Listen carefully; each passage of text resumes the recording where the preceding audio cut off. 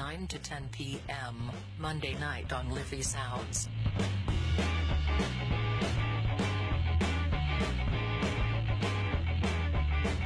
The world you don't know.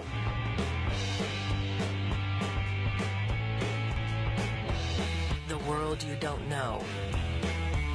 9 to 10 p.m., Monday night on Liffey Sounds.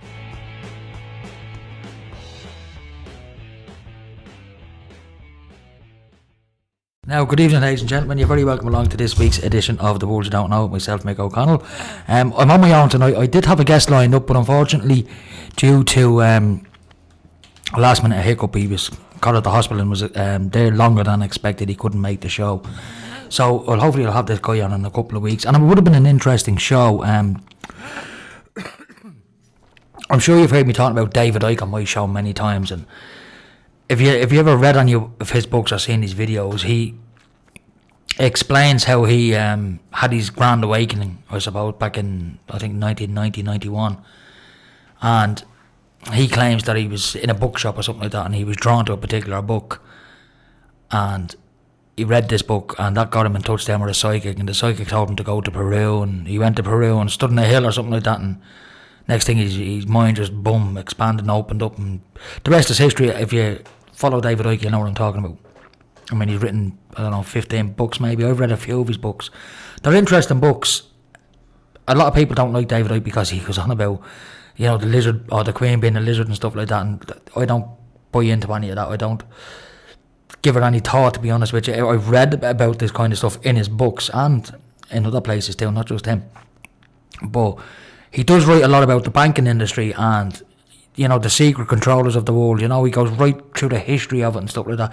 Now, I don't know where he got his information from, or if he's a plant and all this information has been deliberately put into books and online and whatever, and into videos, just to steer people away from what's really going on. I don't know. But the guest I had lined up for tonight had what you could describe as a similar experience.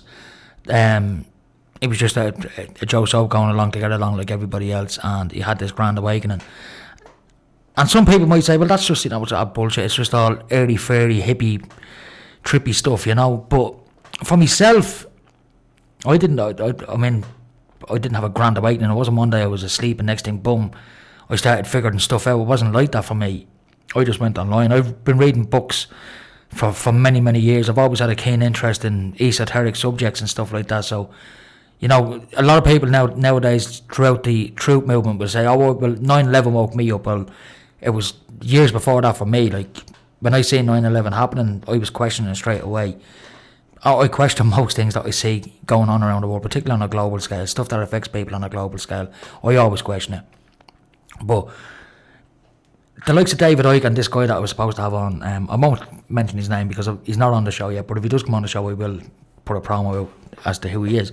But what he was telling me was, just in a few short messages through Facebook, that he was drawn to certain books and stuff like that, and I can understand that. Now, I've read books that have come into my possession through, I suppose, strange circumstances. I mean, one book in particular, now I'm not religious, absolutely not. I wouldn't call myself an atheist either. I'm nothing. I don't like putting labels on myself.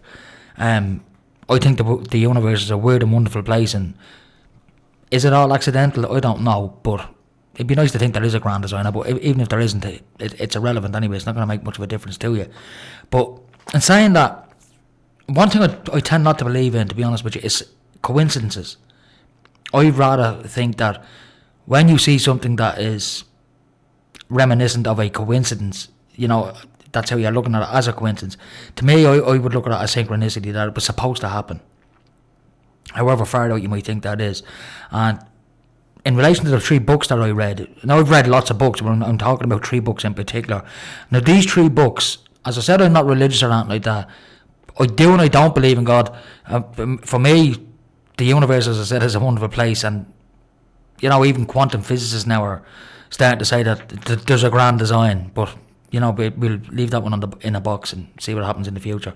But getting back to 3 books that I was drawn to under mysterious circumstances, I suppose, to say the least. I done a course many years ago, digital media course, which included radio. And there was a chap that was on the course, who was on my show a few times actually, John, a very good friend of mine. I haven't spoken to him in a long time, but still a very good friend of mine. But he could see back then, now I'm going back to 2010, and as I said, I'd already been interested in all these esoteric subjects and, world subjects and whatnot for a long, long time. But running alongside all that, you can have your interest in all that stuff, but what runs alongside all these interests that anybody has, whether it's what I'm interested in, or it could be music, could be cars, could be anything, your life is still there in the background going on, and life's problems, breakups, family feuds, whatever, it doesn't matter what it is, that always goes on in the background for everybody, no matter who you are. So you can have your outside interest, but your life will always go on, and that's what it was like for me. I've always had these interests, but I've also had my life problems.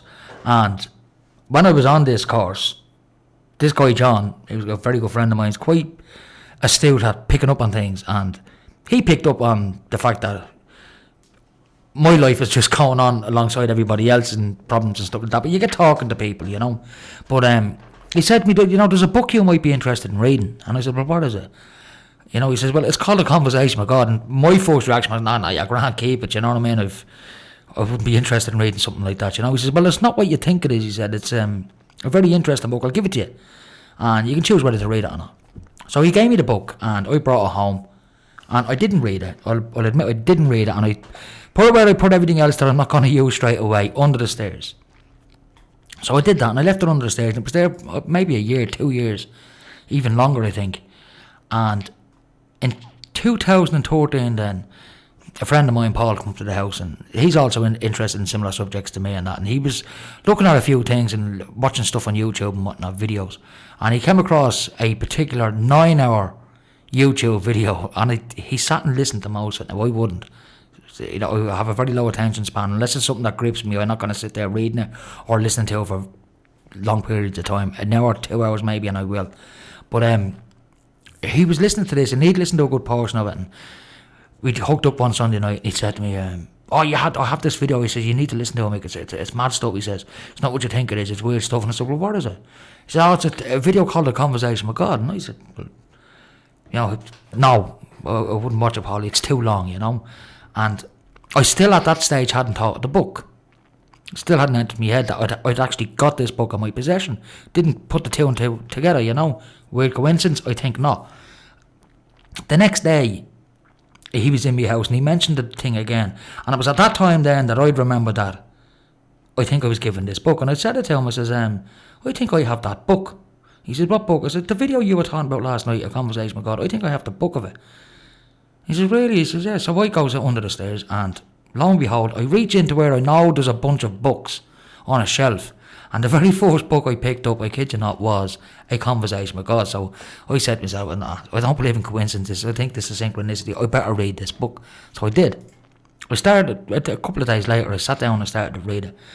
And if you ever get a good book, if you're interested in reading books, when you pick a book up, and if it grips you in the first 5 or 6 pages, you're not going to put it down, you're not going to want to put it down. You find excuses just to read this book.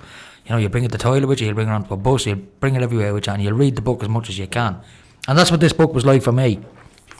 Now, after I read the book, obviously I'd done a bit of research then into the author, who was a guy called Neil Donald Walsh. And I went looking for other books belonging to him, and subsequently online I discovered there was 3 books in the series. There was A Conversation with God, then part 2 and part 3. Part 2 was even bigger than part 1, and part 3 was even bigger than the two of them put together, so the book just got bigger and bigger and bigger. But I managed to track down the other 2 books within a couple of days, and I got them, and I started to read them, and I have to say they were the most interesting books I've ever read. Now I've since given one to a friend of mine, I don't think he's read it yet. I think it's Robbie, chap that sometimes does a show with me up here, and we're only talking to Robbie today. Good evening, Robbie, if you're listening. I give him one of the books, and hopefully he might read it one day and pass it on to the next person. I still have the other 2. I haven't given them away yet. I still own both of them. But I'm just pointing out that, like the guest I was supposed to have on tonight, like David Icke, you might scoff at their experiences, and say, this is just all hippie bullshit, it's this awakening and stuff and whatnot, But for me it was very real, particularly with these books, because it wasn't the first time that synchronistic situations have happened to me. It's happened quite a few times in my life, and I'm sure it's happened to you as well. If you just, dig into your memories, you'll find things where there was coincidences, but they weren't. I don't believe, as I said, in coincidences. I think everything happens for a reason, everything. I think the past, the present and the future are all mapped out at the same time. That's just my belief. Think of that what you will.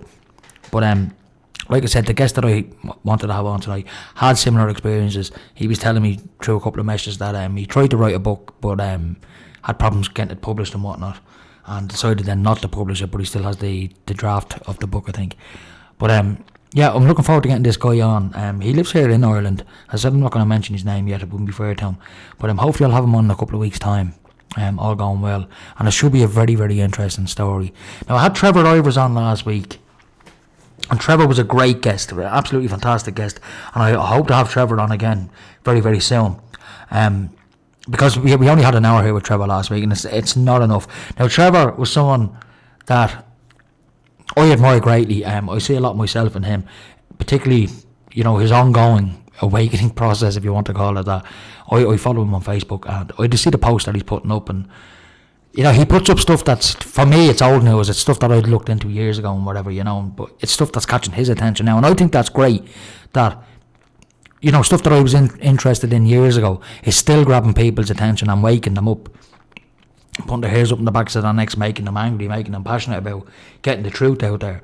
But yeah, as I said, I'm going to have to get Trevor on again. We only had an hour last week, and I gave him the podcast of last week's show, made the video up and put it up on YouTube, and gave him the links, and he's been sharing it about, and the feedback he's after getting off it is absolutely great. I love to see that. I love to see all that feedback where people are saying, we heard you on the show and it was absolutely brilliant, and the information that you were talking about was great.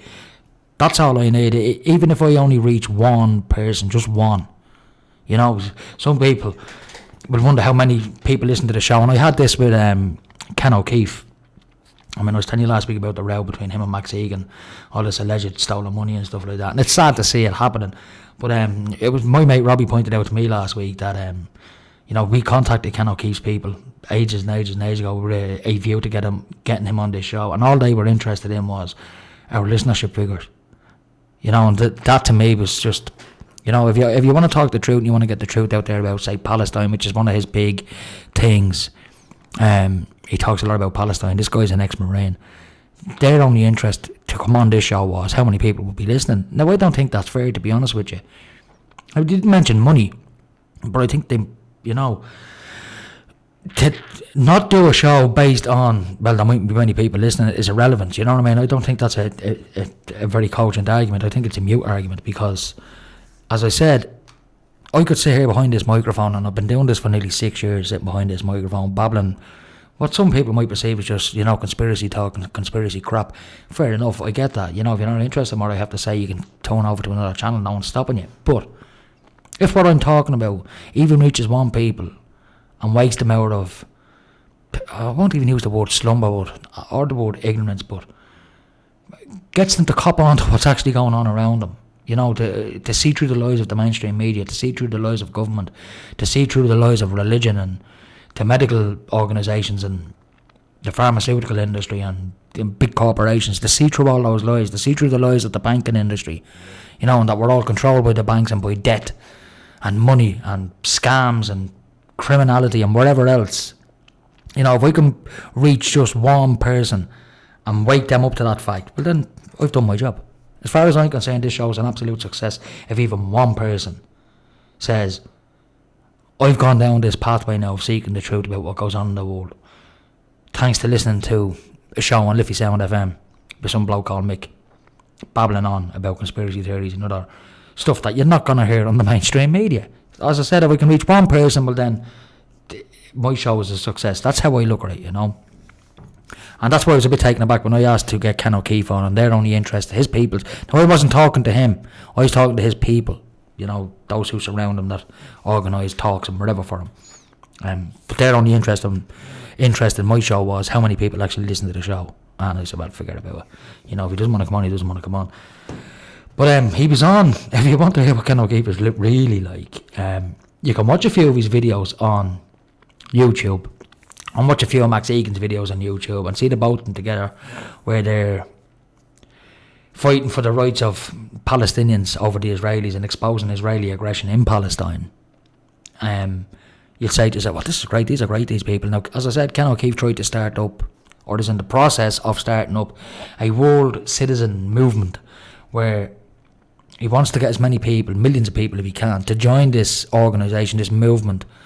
I think for a $12 charge to sign up for this citizens initiative. And what they aim to do is withdraw payment of taxes to any government who uses those taxes for criminal activity like wars, acts of aggression against other countries and stuff like that.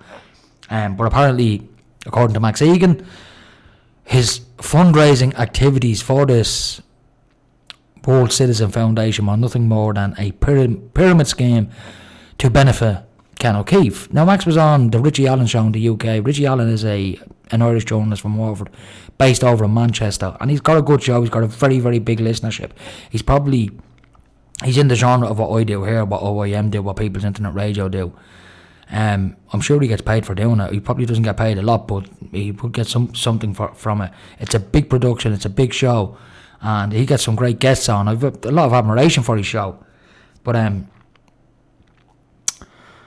he had Max Egan on, giving his side of the thing, and it wasn't a pretty hour-long interview, to say the least. There were a lot of allegations made against Ken O'Keefe. Now, Ken O'Keefe was on last Monday's show, on the Richie Allen show, and it was a right of reply show, but it just went south. It's the only way I can describe it. It was an absolute train wreck of a show. I listened to it. I couldn't make bloody sense of any of it, to be honest with you.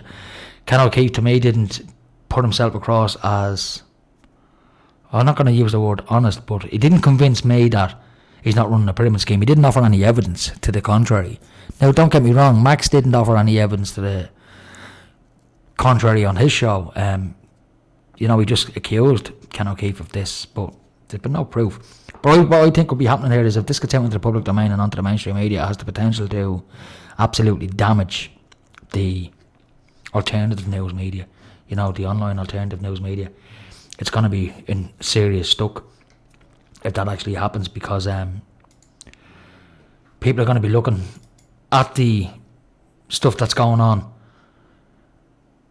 about Ken O'Keefe's World Citizen Project and see it then as a pyramid scheme, and just say, look, the whole truth movement is just criminal enterprises left, right and centre. They're out trying to get donations off unwitting people, and I think it has the potential to do a lot of damage to the truth movement.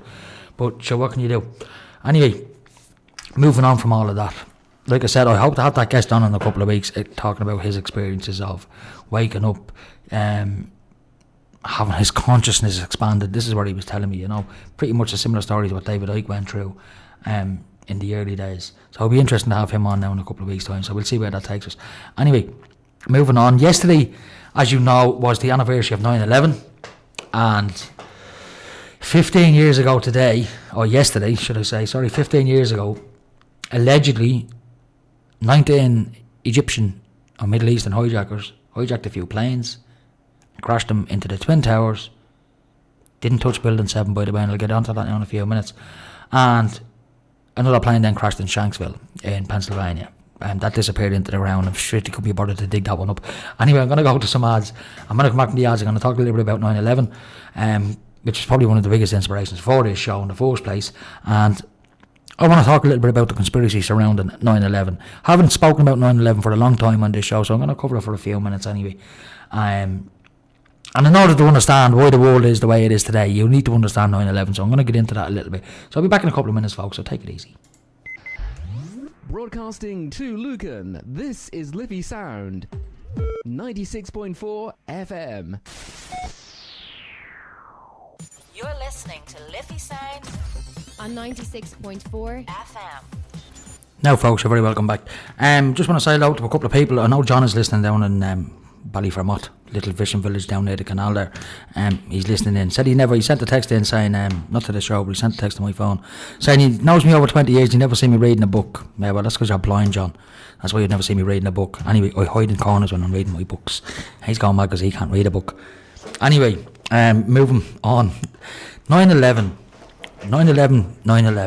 Yesterday was the anniversary of 9/11. It was 15 years ago since 19 Arab hijackers allegedly hijacked, what was it, 4 planes? Yeah, 4 planes.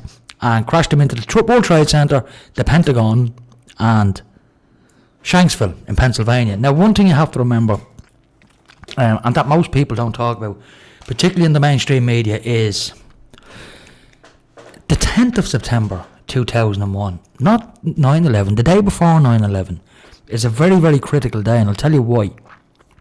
On that day, Donald Rumsfeld, the then Secretary of Defense, had announced that an audit had been done on the Pentagon, and they couldn't account for $2.3 trillion, with a T, not billion, trillion dollars. Didn't know where it went, gone. And then the next day you had 9/11, and boom, everybody forgot about what Donald Rumsfeld had just said the day before. So, you couldn't make this stuff up. Now, here's the official story, okay? And I'm just going to break it down, and I'm not going to spend an awful long time, and I'm just going to break it down because I've spoken about 9/11 plenty of times on this show before, but as I said, since we are the day after the anniversary, I just want to talk a little bit about it. As I said, the day before 9/11, Donald Rumsfeld had announced to the world and to America in general that the Pentagon could not account for $2.3 trillion with a T dollars. The money was gone. I think they spent it on light bulbs and toilet seats. I'm not sure, but they couldn't account for the money. And then the next day, 9/11 happened. Now, here's a few interesting things about the World Trade Center. One, it was riddled, absolutely riddled with asbestos. The building was rotten, and it only had, I think, at the time of the World Trade Center disaster, it only had, I think, 40 to 50% occupancy, which meant half of it was empty. No one was using the buildings. No one wanted to rent office space in it, because there was plenty of other brand new office buildings springing up all over New York and Manhattan. So people were moving out of the World Trade Center, moving their headquarters to other places. One of the biggest tenants that would have been in the World Trade Center at that time was a big shipping company called Zim, Z-I-M. Now, Zim is half owned by the Rothschild family. Anyway, they pulled out of the World Trade Center. They were contracted to rent space off the World Trade Center for X amount of years, and they broke the deal, broke the contract, and moved out just prior to 9/11. That's just one little story. Another thing on 9/11 as well that you don't really see the mainstream media and they don't talk about it is that anyone who was of the Jewish faith who worked in the World Trade Center were mysteriously given leave, told not to come to work that day. Not to mention the 5 dancing Israelis. You should Google them, the dancing Israelis. These 5 guys who were dancing much in the World Trade Center getting demolished. Anyway, as I said, the official story states that 2 planes hit the World Trade Center a few minutes apart. Okay, now jet fuel. Jet fuel is a mixture of kerosene, petroleum and other chemicals and stuff like that. But the thing about jet fuel is when you set jet fuel on fire, it only burns at an average of 1,750 degrees. That's it, the hottest it's going to get. It won't get any hotter than that. Now, in order to melt steel beams in the World Trade Center, you need to reach temperatures of over 3,000 degrees. Now, a jetliner, because it's a jetliner, it has to be as light as possible, which means the skin on an airplane, the actual outer skin on an airplane is only millimeters thick. It's like a Coke can with wings. That's basically what a jet is. It's a Coke can with wings. So you can imagine a Coke can plowing at 500 miles an hour into a building constructed of steel and concrete. And I don't mean just thin steel beams, massive, thick steel beams plowing into that building, and no bits of the plane falling down to the ground except passports. Yeah, they are passports. They're indestructible. If you're ever going to build a house, build it with passports. It won't fall down. Anyway, as you can see in the videos on YouTube or on the internet or on the news, the planes just went straight through the buildings and come out the other side. Now, as I said, these planes were like Coke cans. That's how thin the outer skin of an airplane is. And then inside the plane, it's just all plastic everywhere, and whatever, leather, whatever, there's no massive steel structures inside an airplane. It's all aluminium. So it's lightweight. And it was down 500 miles an hour allegedly. That's the average speed it would have been going. Ploughed into those buildings and vanished. But yet, they were able to bring those buildings down. Now, you could see, there's plenty of pictures online where you can see steel beams and they're cut at an angle. So you're expected to believe then that, these are natural cuts from the building falling down. But see, the smoke and gun for me on 9/11 is building number 7. across the way. Don't get me wrong, the World Trade Center wasn't just 2 towers. There were several buildings. You know, you had World Trade Center 1, 2, and they were the main towers. Then you had 3, 4, 5, and 6, which were much smaller buildings. Now, by smaller, I mean, like, they were 40 or 50 stories high. They were, by Irish standards, they were absolute monster buildings. But by New York standards, they were a lot smaller than the World Trade Center. They got a lot of damage when the initial buildings collapsed down on top of them. And, of course, they would have took a lot of hits, you know, and badly smashed up. But Building 7 was across the road. A couple of hundred yards across the road from the Twin Towers. Nothing, absolutely nothing hit that building. No airplanes hit that building. But yet, at around 10:15 our time, which would have been about 5:15 New York time, that building collapsed, bumped down into its own footprint at free fall speed in about 8 seconds. Now, as I said, there was only a small bit of damage to that building. There was a small couple of pockets of fire at the left-hand corner of the building, if you will, you know, at the, say, the south corner or whatever. But not a fire that's strong enough to bring a skyscraper down. Now, you have to remember that building number 7 was 47 stories high. Now, if you look at Liberty Hall in Dublin, that's about 15, 16 stories high, maybe. So you think of a building nearly 4 times the height of Liberty Hall. By Irish standards, that's a whopper of a building. That's a big, big building. And yet nothing touched it. Now, here's the interesting thing about Building 7. It was an office block, but it is interesting to see who the tenants were. Rudy Giuliani, the New York Lord Mayor, his headquarters were in that building. FEMA headquarters were in that building. The CIA had offices in that building. The NSA had offices in that building. Every single file that the FBI had gathered intel-wise in relation to Al-Qaeda and Osama bin Laden were in that building. The DEA, the Drug Enforcement Agency, had offices in that building. But not only did they have offices in that building, apparently there was tons of cocaine stored in that building. Now, with the building gone and collapsed, you know, I mean, if that cocaine had been shipped out 6 weeks prior, who's going to know? They just write it off, oh, that was destroyed in the building. Not only that, all these, you know, big law agencies in America had offices in those buildings. So there was, you know, criminal files in relation to mafia, you know, Al-Qaeda, terrorism, whatever. It was all in that building. And it all vanished. Now, there was one guy, interestingly enough, that you never hear mentioned on the mainstream media ever. And it was a guy called John O'Neill, Irish-American guy, who was, he was a top FBI agent, but he was put in charge of the Bin Laden investigation. And not only that, during the course of his investigations, he had discovered links between the Bin Laden family, who happened to be one of the largest construction companies on the planet.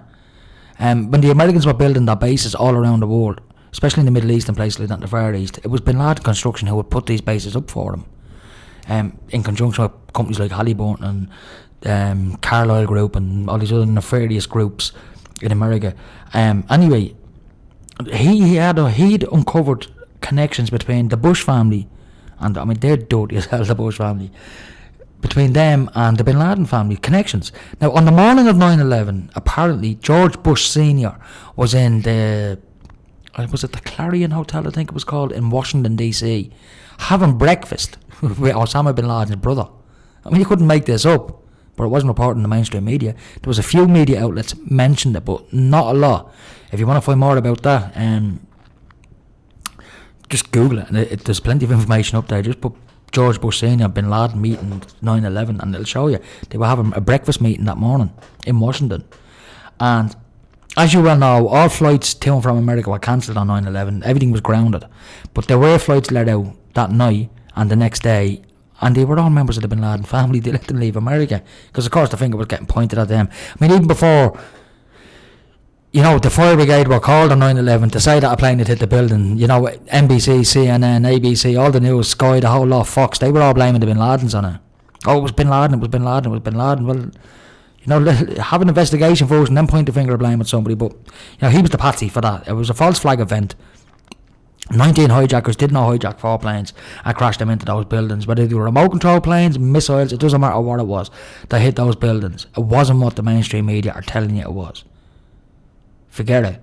And you know what annoys me is, if anybody even remotely believes the official story today, you know, You're not only dumbed down, you're dumb in general. End of.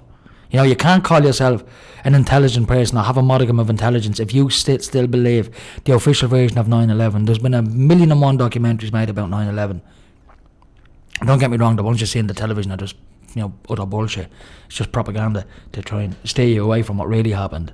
And in order, as I said, in order to understand what's going on in the world today, you need to understand why 9/11 happened. 9/11 happened in order for the global elites to bring in a one world government system. They want to bring in a one world government system, and they're getting there. Now, the Brits have bailed out of Europe, and that's caused a bit of an upset. Hillary Clinton's having a little fall yesterday. She didn't fall. She looked to me. She looked like she was pissed, but and she did. She looked. I've seen drunks getting dragged home from pubs on a Friday night. Looked just like what she did yesterday. But apparently she was out in New York today, a big spring in her step. But some people are saying it was a body double. Who knows? Anyway, September 11th. As I said, in order to understand what's going on in the world today, you need to understand why that event took place. If you cast your mind back to World War One, the globalists started World War One in order to consolidate their power and centralise power throughout Europe and throughout the world. And now it didn't quite do the trick. Now what they did manage to do was wipe out 50 or 60 million people, thus lowering the potential population of the world going into the future. That's 60 plus million people not breeding. So that kept the population down. Then you had World War Two. Why did we have World War Two? Well, after World War One, Germany was on its knees. Now you have to remember Adolf Hitler fought in World War One. And he was quite successful in World War One, even though he was injured. He done quite well, won a few medals, and was medals for bravery he won. But after World War One, Germany was literally crushed by the Allies, by the Americans, by the Russians, and by the Brits, and they were ordered to pay reparations for the damage done during World War One, totaling at that time a figure of, I think it was 800 billion. They wanted off them back then in 1916, 1918. And it would equate to trillions in today's money. And at the time it was said that debt could not be paid off until 1988.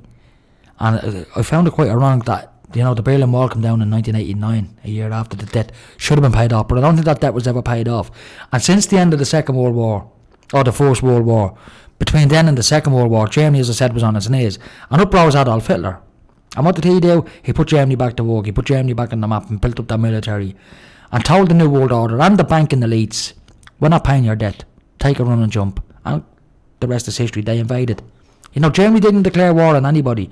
Britain declared war on Germany. Judea declared war on Germany. I mean, this is all documented and it's verifiable. You can go through the historical newspapers. It's all there. So they went after Germany. They crushed Adolf Hitler.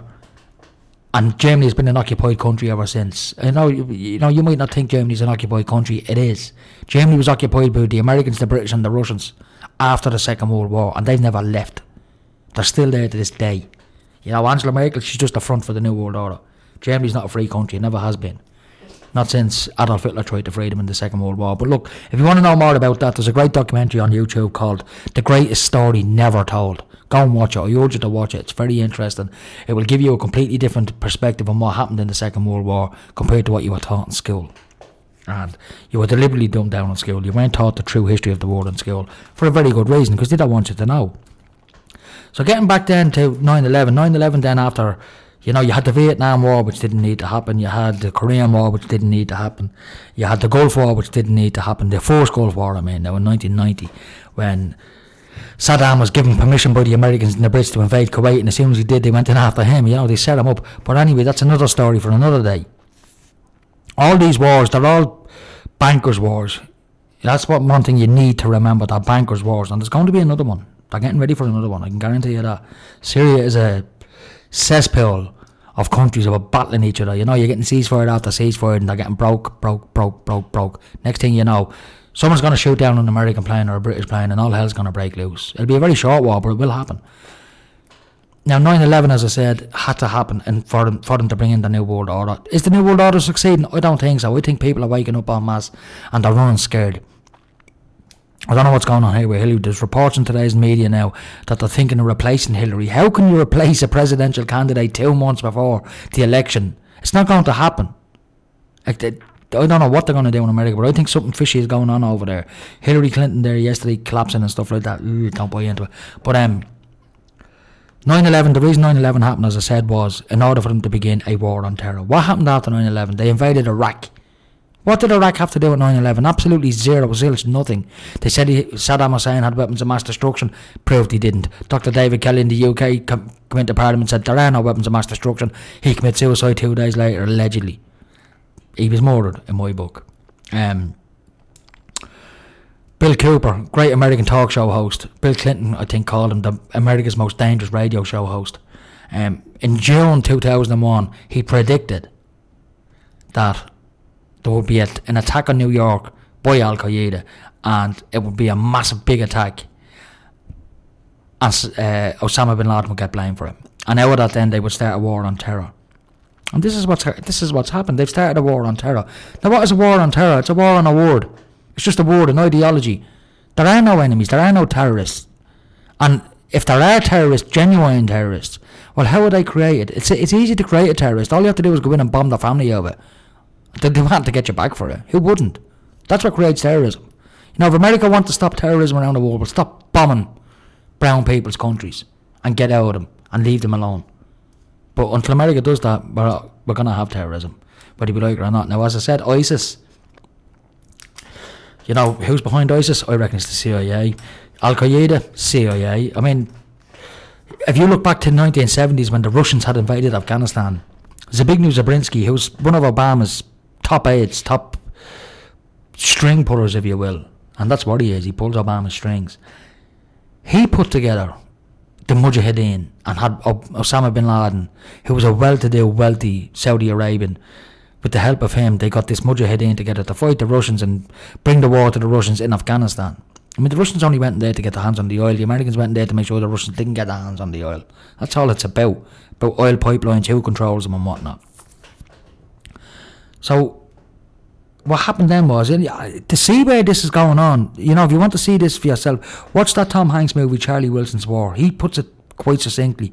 It's based in Afghanistan. You see them, they're helping the Afghans, and then when it doesn't suit them anymore, they pull all the help away. And that's what they did in Afghanistan. They armed them with SAM-7 missiles, let them shoot down a few Russians. The Russians pulled out, and then they says, right, we're out here, goodbye, and left Afghanistan to it. And Afghanistan turned into just the mad country that it is today. You know, you've got all these different groups and stuff like that fighting each other, the Taliban, the Mujahideen, whoever else. So, moving on then, what you see then in the world is this new world order that they're trying to bring in. You know, this is what 9/11 was all about, to create this war on terror, to tighten up security in airports, to bring about the TSA, to implement the Patriot Act. I mean, I find it ironic that the Patriot Act is something like 3,000 pages long. And they had that document and that Patriot Act ready to go in October 2001, a month after 9/11. But they wrote the 3,000 page document in the space of 4 weeks. I don't think so. That document was ready to go for years prior to 9/11. What they needed was the catalytic event to justify bringing in the Patriot Act. And it's all about stripping away your rights, your freedoms, everything. You know, they can search your baby now going through an airport, literally strip them, looking for bombs. You can't have a bottle of aftershave going into an airport in case it's a liquid bomb. It's bullshit. It's all bullshit. It's all just making up, just to frighten everybody and keep people frightened, because you can't control a population that's not scared of you. You can't control a population that's not paranoid about some brown terrorist coming out of woodwork and, you know, firing a bullet at them or trying to blow them up. You know, as long as people are terrified of that happening to them, they're much easier to control. You know, that's where you get all these false flag events like the Paris events, Charlie Hebdo.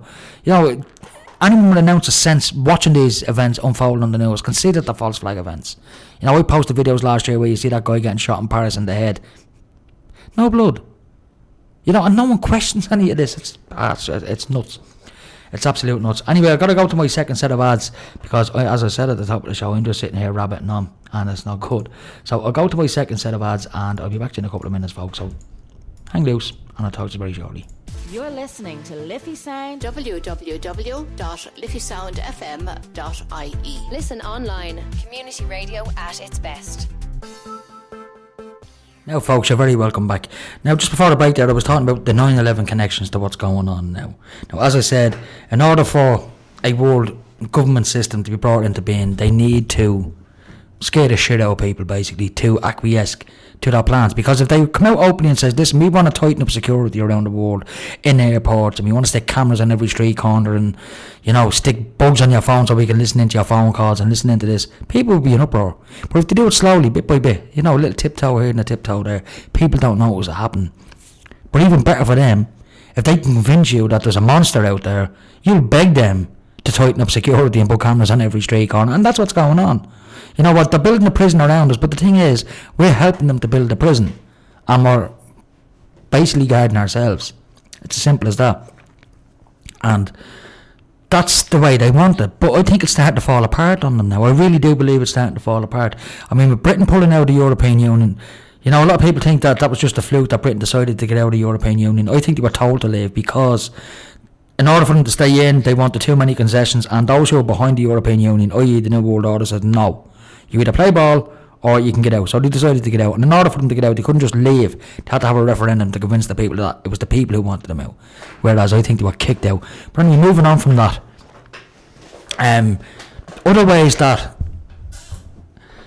they're dumbing us down is the suppression of medical cures, particularly for cancer. Right now, I know cancer for everybody is a very, very touchy subject, and it is. I mean, my own mother died of cancer, and I had an uncle who died of cancer, and we all know someone who's been affected by it from one way or the other, and unfortunately that's the way the world is. But I want to have a listen to this video.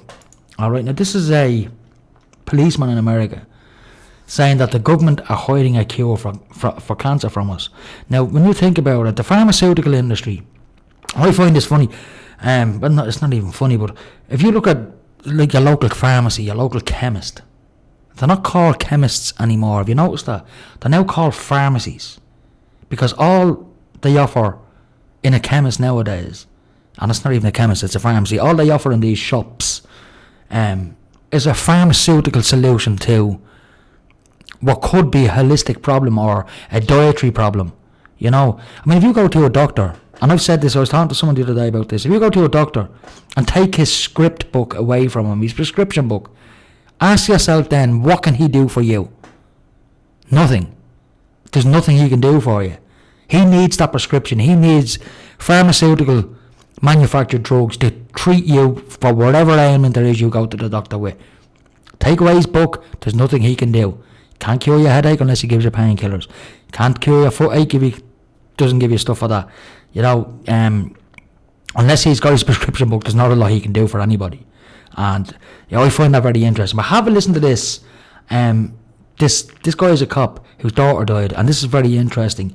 I've talked about a guy called Brzezinski, Dr. Brzezinski, and a great documentary in regards to him called Run From The Cure. But have a listen to this. Apparently there's been a cure for cancer since the mid-1930s, and the thing is, under the Cancer Act, which was brought out, I think, here to UK, America, and other countries around the world, you're not allowed to, under that act, you're not allowed to promote alternatives to pharmaceuticals for the treatment of cancer, under the Cancer Act. But have a listen to this, and I'll be back to you in a couple of minutes. My name is Sergeant Rick Schiff. I'm an 11-year veteran of the San Francisco Police Department. I hold the department's highest Medal of Honor for bravery. That used to mean a lot more to me than it does now. What I'd like to talk to you about today is my now 7-year-old daughter. This is an identical twin. Her sister is now dead. Her sister, when she was 4 years old, Kristen, developed a highly malignant brain tumor that had spread throughout her spine and her brain. The doctors told us that we had really two options: take her home, let her die, or bring her in for massive dosages of chemo and radiation simultaneously. In either event, she was going to die. They were quite certain of that, and very quickly. Believing her only chance to be the standard route, we gave her the chemo and radiation. It burned her skull so bad she had second-degree burns and her hair never came back. To change her diapers, we had to wear rubber gloves because her urine was so toxic and it burned her. At the end of 6 months, miraculously, she survived the standard treatment, although there was a high expectation she wouldn't. She still had cancer. We were told, sorry, we've done everything we can. Now she's going to die, probably within a couple of months. My wife and I, choosing not to accept that, started reading. The first book I picked up, the third chapter, discussed Dr. Brzezinski. As you may guess, I have some expertise in fraud. In fact, I'm quite certain there are enough attorneys in the room that I could be voir dired as an expert in fraud. and I conducted my own investigation. I have no doubt the man is not a fraud. I have no doubt that he does what he does out of earnest belief that his medicine works. And now you're in a position to judge for yourselves whether it works or not, but it's well established by the FDA that it's non-toxic. 18 months later, we took my daughter off the anti-neoplastin. She had not died. She had no signs of tumor. She remained free for 18 months of cancer. Within a month, the cancer was widespread in her brain. We put her back on Brzezinski's. By the way, at the objections of our doctors, for some reason felt that it had failed her. We put her back on. Within 9 weeks, the tumor was completely gone. She died last July of neurological necrosis. Her brain fell apart from the radiation. The autopsy showed that she was completely cancer-free. Out of 52 cases of that disease ever, no one died cancer-free, just Chrissy. So she didn't die of a terminal illness. She died of my inability to care for her properly, and she died from bad advice. She died because there's a government institution that disseminates false information and is not looking out for the welfare of the people. You know, ladies and gentlemen, I swore an oath 11 years ago, and I think most of us in this room swore at one time or another to uphold the Constitution. It says life right in the beginning. Now, folks, I don't know what you want to make of that video, but, you know, that's a genuine guy there whose daughter passed away from cancer, claiming that the government are hiding the cure for cancer. I mean, he tried the treatment that Dr. Brzezinski espouses, and it worked. You know, and then when he stopped using it, the cancer came back. You know, and as I said, the reason the mainstream media won't come out and talk about possible cures for cancer and stuff like that is because they're not allowed to. They are not allowed to. Cancer and the treatment thereof is big, big business, particularly for the pharmaceutical industry. You know, if you go to your doctor and tell him, oh, I've got an ailment, I don't feel well, I feel run down. If he was to turn around and say to you, listen, here's what I want you to do. I want you to get a half an hour's exercise every day. I want you to start eating healthy, having a proper breakfast, proper lunch and proper dinner. And drink plenty of water. And you'll be fine. Well, you're never going to go back to him again because you won't need to, because he's giving you good advice, and if you live with that good advice, you won't be sick. Whereas if he writes you out a prescription for tablets and you become dependent on them, he has a customer for life, or at least the pharmaceutical industry has a customer for life. Now, I'm not saying that's the case, but you know, it's a bit strange that after all these years, there's still no cure for cancer, but yet the treatments for cancer are getting more and more widespread and available, I suppose, you know, but expensive.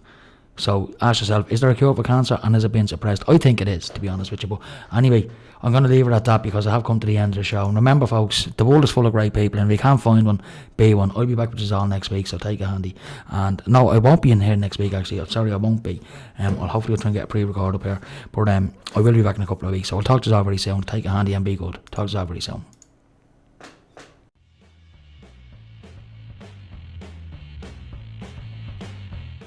To 10 p.m. Monday night on Liffey Sounds.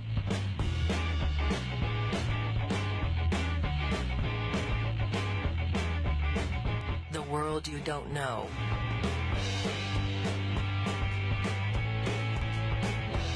The world you don't know. 9 to 10 p.m. Monday night on Liffey Sounds.